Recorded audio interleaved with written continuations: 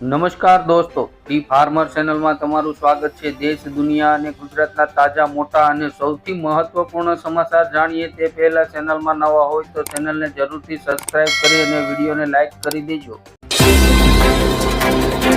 દેશમાં રામ મંદિરને લઈને તૈયારીઓ ચાલી રહી છે, જ્યાં એક તરફ વડાપ્રધાન નરેન્દ્ર મોદીએ દેશભરની જનતાને અયોધ્યા ન આવવા માટે અપીલ કરી છે। આ વચ્ચે રાજ્યના ધારાસભ્ય યોગેશ પટેલે 22 જાન્યુઆરીએ ગુજરાતમાં જાહેર રજાની જાહેરતા કરવામાં આવે તેવી રજૂઆત કરી છે। તમે રજા રાખશો કે નહીં તે કોમેન્ટ કરીને જણાવજો।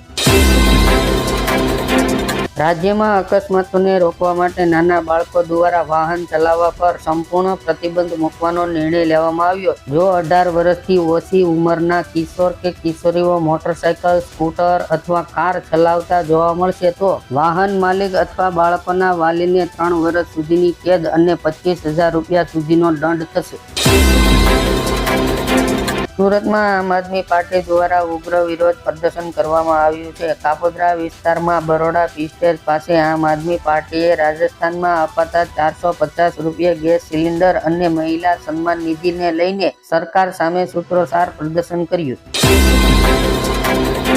સુરત પોલીસે સીસીટીવી કેમેરાના ઉપયોગથી 1.5 વર્ષમાં 49 જેટલા લોકોને આપઘાત કરતા બચાવ્યા। ભારતે ચીની નાગરિકો માટે વિઝા નિયમો હળવા કરવાનો નિર્ણય લીધો છે। ભારતીય ઉદ્યોગને પ્રોત્સાહન આપવાના હેતુથી સરકારે આ પ્રકારની શરૂઆત કરી છે। એવું કહેવામાં આવી રહ્યું છે કે આનાથી ચીની ટેકનિક સરળતાથી ઉપલબ્ધ થઈ શકે છે અને ભારતીય ઉદ્યોગોની ગતિ વધશે। ગુજરાતની તમામ સરકારી યુનિવર્સિટીઓમાં એડમિશન હવેથી ઓનલાઈન થઈ શકશે। વિદ્યાર્થીઓ માટે એડમિશન માટે કોમન પોર્ટલની આજથી શરૂઆત કરવામાં આવી છે। વિદ્યાર્થીઓએ માત્ર પોતાના ડેટા જ અપલોડ કરવાના રહેશે। ગુજરાતના શિક્ષણ મંત્રીએ ફરી જૂની પેન્શન યોજનાનો કર્યો વાયદો, કહ્યું રામ મંદિરની જેમ ભાજપ સરકાર આગામી સમયમાં લાગુ કરશે। લંડનમાં ગુજરાતી યુવક પર અશ્વેતોનો જીવલેણ હુમલો, આસપાસના વિસ્તારમાં ભારતીયોને એલર્ટ પર રહેવાની કરી અપીલ। સુરત આરોગ્ય વિભાગ તરફથી પડતર માંગણીઓનો હલ કરવાની માંગ સાથે 500 નર્સિંગ કર્મચારીઓએ વિરોધ કર્યો।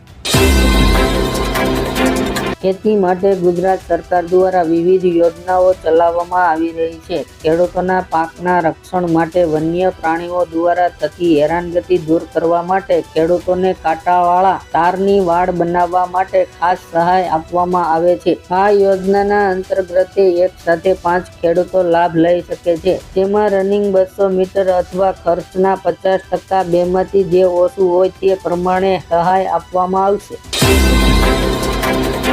ભારતીય રેલવે વિભાગે એક નવી ટ્રેન શરૂ કરી છે, જે મુંબઈના બાંદ્રા ટર્મિનસથી ઉપડશે અને રાજસ્થાનના બાડમેર સ્ટેશન સુધીની સફર કરશે।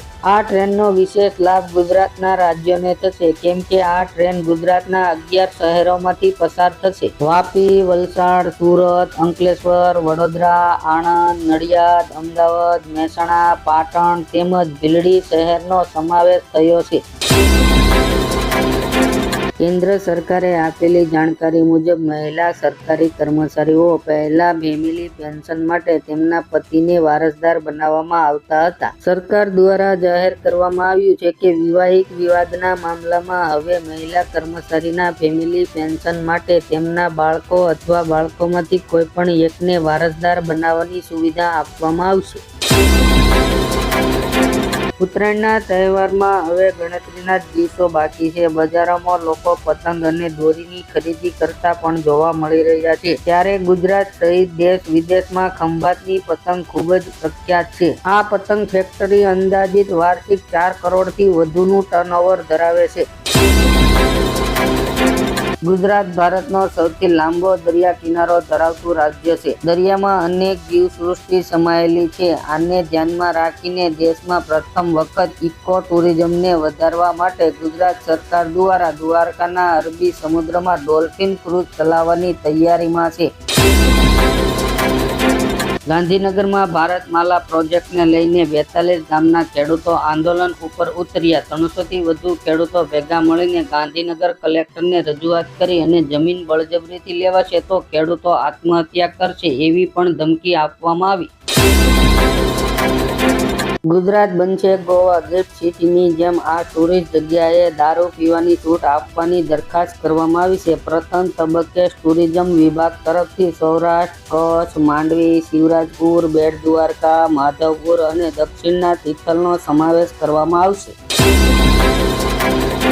વિદ્યાર્થીઓનું મનોબળ વધારવા અને બોર્ડની પરીક્ષાનો ડર દૂર કરવા વડાપ્રધાન નરેન્દ્ર મોદી વિદ્યાર્થીઓ સાથે વાત કરશે. પરીક્ષા પે ચર્ચાની નોંધણી કરાવવા માટે 12 જાન્યુઆરી સુધી ચાલુ રહેશે. અમેરિકામાં રહેતા અને કામ કરતા તમામ લોકો માટે સારા સમાચાર. અમેરિકાએ 22 રાજ્યોમાં લઘુત્તમ વેતનમાં કર્યો વધારો. ભારતીયોને થશે ફાયદો. સરકારે ઓટોમોબાઈલ અને ઓટો પાર્ટ માટે production linked incentive scheme PLI માટેની મર્યાદામાં આંશિક ફેરફારો સાથે 1 વર્ષ સુધી લંબાવવામાં આવી છે.